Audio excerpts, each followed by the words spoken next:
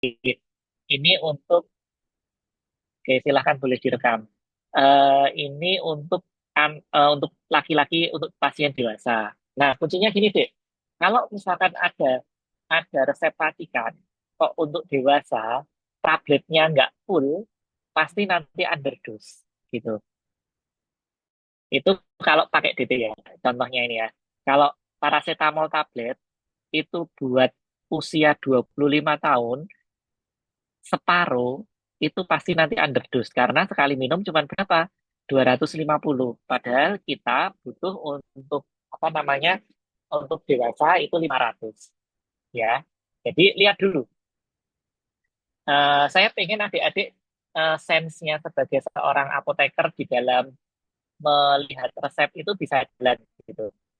Yang kedua, kalau asetilsistein sama mebendrolin ini sudah satu tablet pasti nggak masalah. Asal di sini ada DTD-nya ya. Beda cerita kalau misalkan di sini tidak ada DTD-nya. Pasti nanti juga akan underdose. Oke. Nah, hati-hati juga untuk ini deh, cefixin. Nah, kemarin kan kita sebenarnya baru baru melihat dosis sekali dan dosis sehari ya. Nah, nanti kalau adik-adik sudah belajar ilmu resep di semester 5, nanti adik-adik akan dikenalkan dengan yang namanya durasi gitu. Khususnya untuk obat-obat antibiotik. Jadi antibiotik itu tidak hanya sekedar sekalinya masuk, seharinya masuk, tetapi juga harus memenuhi durasi waktu terapinya berapa gitu. Sekitar 5 sampai 7 harian gitu.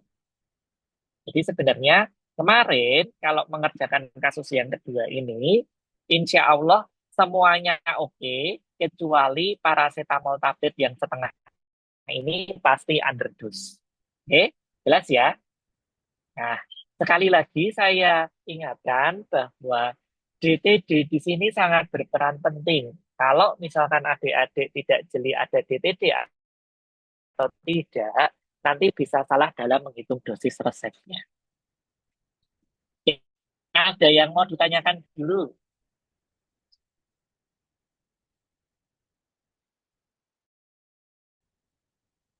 Clear? Pak, saya mau bertanya, Oke, silahkan. kan yang paracetamol itu kan sekali minumnya 250 miligram. Ya, Nah, saya waktu itu nyari kalau misalnya dosis sehari minumnya itu yang lazimnya itu 500 sampai 1000 miligram. Nah, betul. sedangkan di resep itu kan dia 3 kali minum, berarti dia 750 miligram. Jadinya itu pasti sesuai atau tidak sesuai, Pak? Oke. Kalau dosis apa namanya berarti kan yang masuk adalah yang dosis sehari minumnya ya. Itu tetap nanti nggak sesuai, Iya, Dek. Pak. Jadi dua-duanya Oh, harus memenuhi gitu. oh gitu ya, Pak. Sekalinya masuk, seharinya juga masuk. Berarti sekalipun yang seharinya masuk tetap dihitung tidak Ya, sesuai gitu ya, Pak? tidak Ya, terima kasih, Pak. sesuai ya karena yang sekalinya tetap underdose ya. Oke, ada lagi yang mau ditanyakan? Cukup? Oke, kalau cukup sekarang kita masuk ke yang kedua ya. Nah,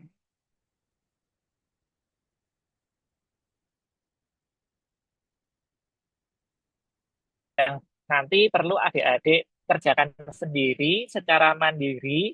Waktunya cukup longgar ya. Waktunya sekitar satu minggu cukup nggak? Ini tanggal 25 ya tanggal tanggal 1 atau tanggal 2 ya. Tapi saya minta tidak ada lagi yang minta perpanjangan untuk apa namanya yang ada di Elo. Kemudian adik-adik bagi yang kemarin tidak berhasil mengumpulkan karena semua alasan, silahkan bisa dikumpulkan jadikan satu satu file di yang keempat ini. Itu ya. Oke ya, jelas ya. Bagi yang kemarin gagal atau bagi yang kemarin terlambat. Tapi setelah ini untuk yang pertemuan keempat, saya tidak akan membuka apa namanya eloknya lagi untuk pengumpulan tugasnya. Jelas? Oke. Nah, coba dilihat deh untuk yang per sebentar, sebentar, sebentar. Kayaknya salah.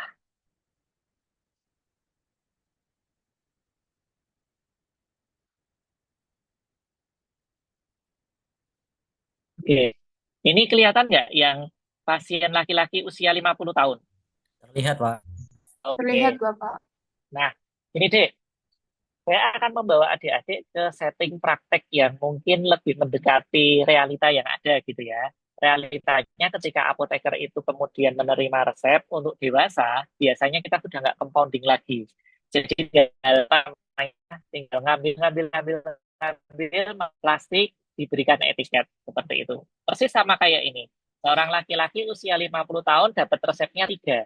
Yang pertama ada atorvastatin, ada glimepiride, ada metformin.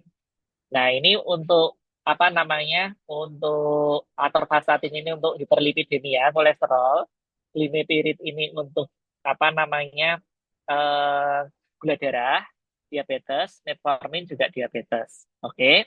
Nah, clue-nya untuk kasus ini adalah adik-adik perhatikan frekuensi minum obatnya.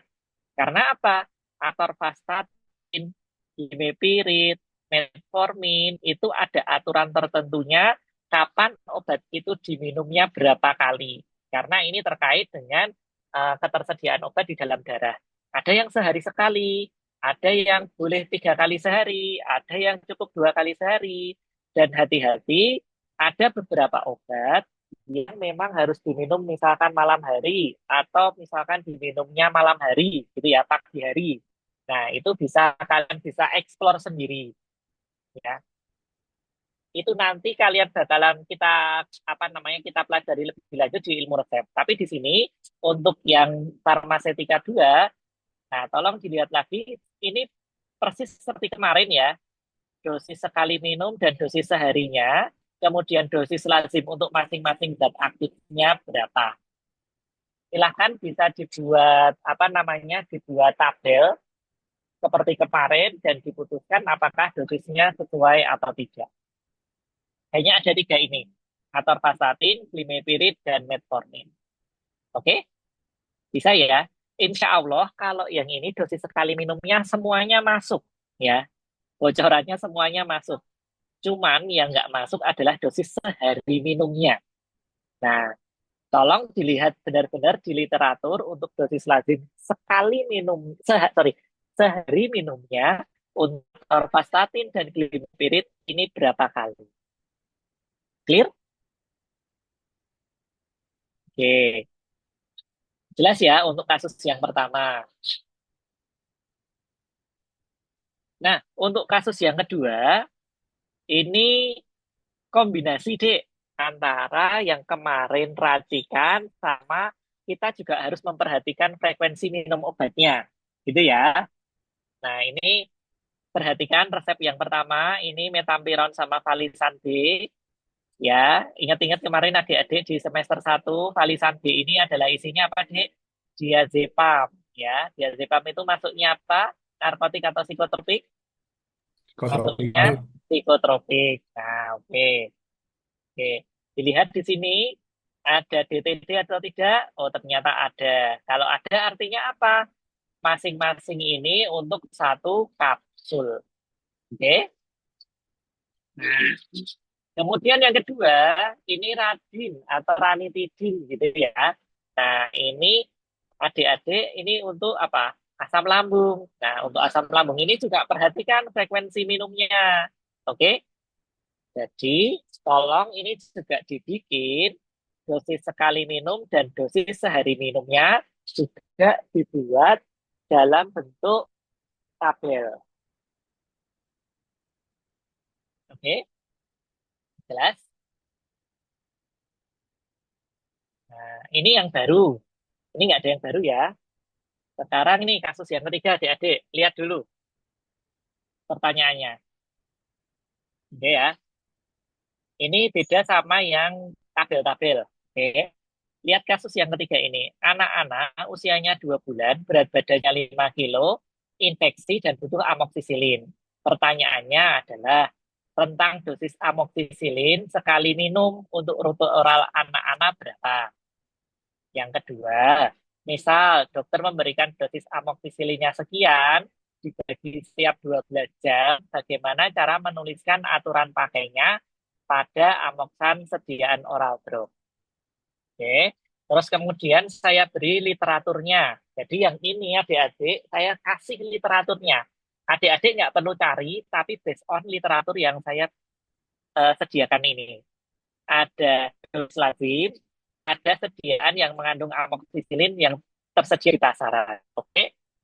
Nah, lihat untuk untuk pertanyaan pertama.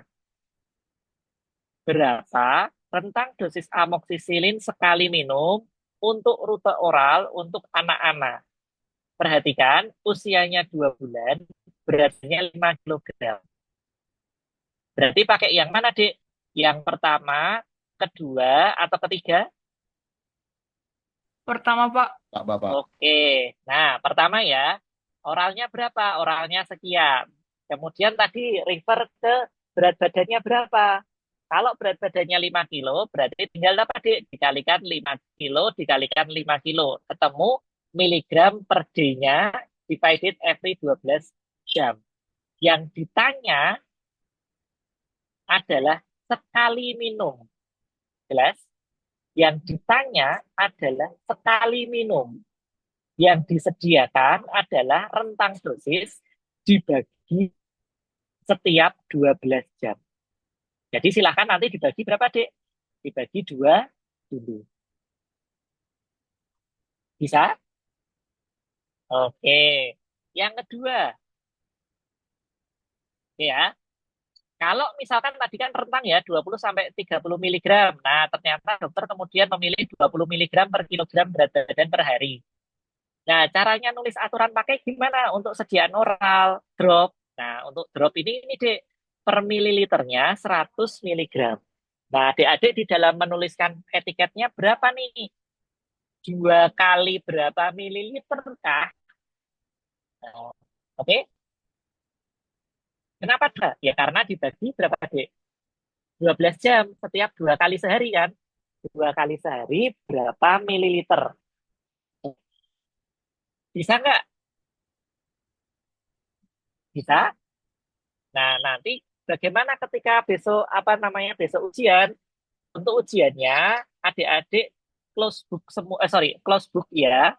Kemudian uraian dan kemudian loh, terus gimana Pak kalau diminta untuk menyediakan usual dosis lazimnya? Dosis lazim sudah saya sediakan di soal.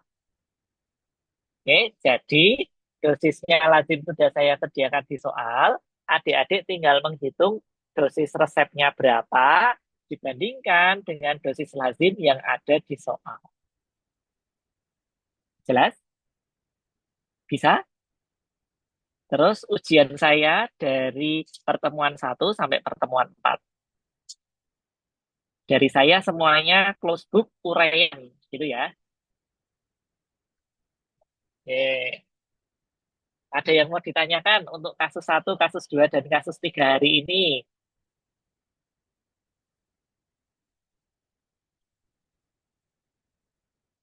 Cukup jelas? Sudah cukup jelas, Pak.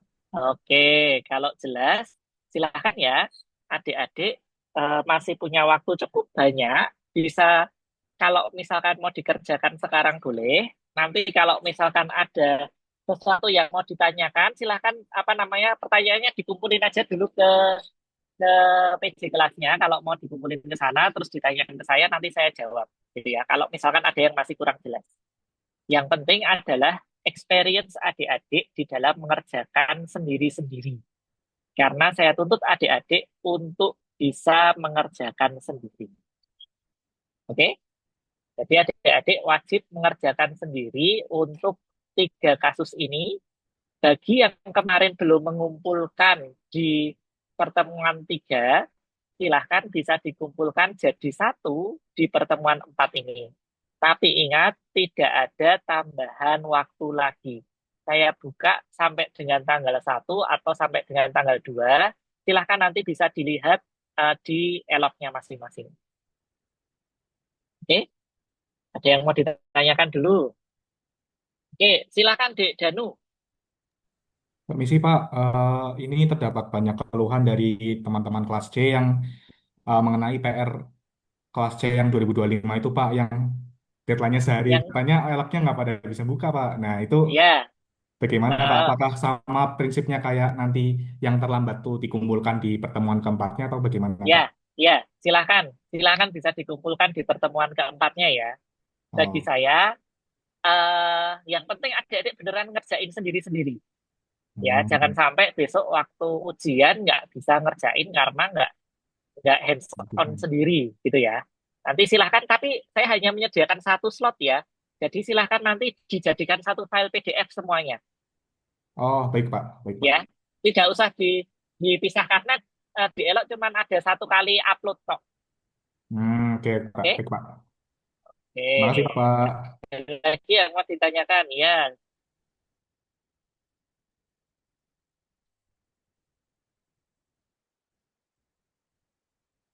Bentar. Untuk kelas C ya, saya buka presensinya dulu. Apakah saya sudah bisa presensi? Bentar.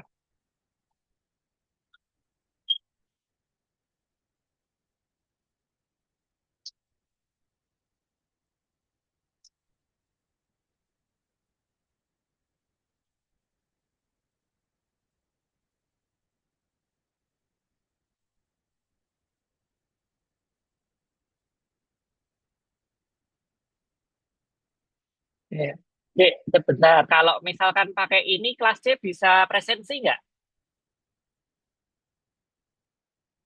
Biasanya kalau kelasnya beda itu tidak bisa masuk di Di, riwayat di di riwayatnya, itunya Pak. kan?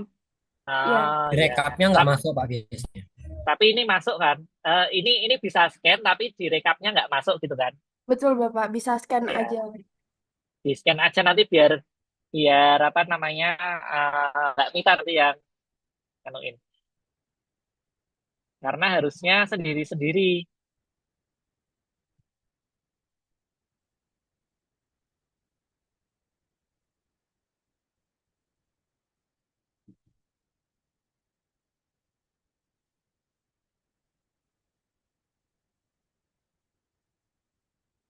Mau sebentar sih. Ini sudah sebentar sebentar. Sebentar ya. Saya akhiri sebentar. Saya coba pakai yang ini. Nah, kalau ini kelas C, silakan.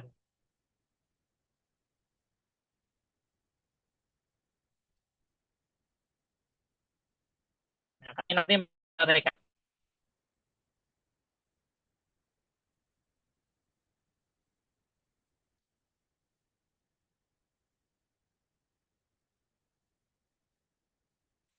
Oke, sambil menunggu teman-teman yang masih sensi, mungkin itu dulu yang bisa saya sampaikan hari ini, adik-adik. Silahkan, saya kok apa namanya masih suasana lebaran sudah kuliah ya, monggo sih kan bisa kalau masih mau guler-guler indah gitu ya. Habis ini silahkan. Yang penting silahkan bisa dikerjakan sendiri-sendiri, kemudian dikumpulkan pada waktunya, gitu ya. Tidak ada tambahan waktu lagi untuk yang apa namanya tugas yang sekarang. Oke, baik. Terima kasih atas perhatiannya. Kuliahnya saya tutup sampai di sini. Kita ketemu lagi waktu ujian. Saya tutup. Assalamualaikum warahmatullahi wabarakatuh. Permisi, Waalaikumsalam Pak. Waalaikumsalam. warahmatullahi Terima kasih, Terima wabarakatuh. kasih, Pak. Pak. Warahmatullahi Makasih wabarakatuh. Bapak. Terima kasih Terima kasih, Bapak. Bapak. Nah. Terima kasih, Bapak. Terima kasih, Pak. Permisi Bapak, saya belum